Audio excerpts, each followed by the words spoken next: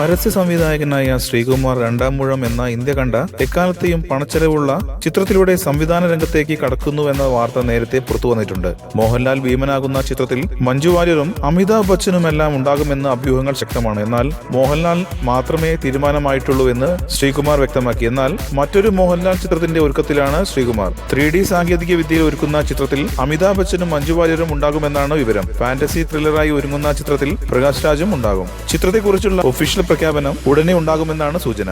രണ്ടാം മൂഴത്തിനു മുമ്പ് തന്നെ ഒടിയൻ എന്ന ചിത്രത്തിനായി മോഹൻലാലും ശ്രീകുമാറും ഒന്നിക്കുന്നുവെന്നാണ് വാർത്തകൾ വരുന്നത്. ആഭിചാരക്രിയകളിലൂടെ ശത്രു സംഹാരത്തിനും പൈശാചിക ശക്തികളെ വരുതിയിലാക്കാനുമുള്ള മാർഗം എന്നാണ് ഒടിവിദ്യയെ വിശേഷിപ്പിക്കുന്നത്. കേരളത്തിന്റെ പല ഭാഗങ്ങളിലും ഒടിവിദ്യകളിലൂടെ ദുർമന്ത്രവാദം നടത്തുന്നവർ ഇപ്പോഴുമുണ്ട്. ഒടിവിദ്യ പ്രയോഗിക്കുന്നവരെയും വശമുള്ളവരെയും ഒടിയന്മാരെന്നാണ് വിളിക്കാറുള്ളത്. മോഹൻലാൽ ഒടിയനായും അമിതാഭ് ബച്ചൻ ഈ കഥാപാത്രത്തിന്റെ അച്ഛനായും അഭിനയിക്കുമെന്നാണ് റിപ്പോർട്ടുകൾ. നേരത്തെ ഒടിയൻ എന്ന പേരിൽ പ്രിയനന്ദനൻ സിനിമ പ്രഖ്യാപിച്ചിരുന്നു. പി കണ്ണൻകുട്ടിയുടെ കഥയെ ആധാരമാക്കിയായിരുന്നു സിനിമ. പിന്നീട് ഈ പ്രൊജക്ട് നടക്കാതെ പോയിരുന്നു.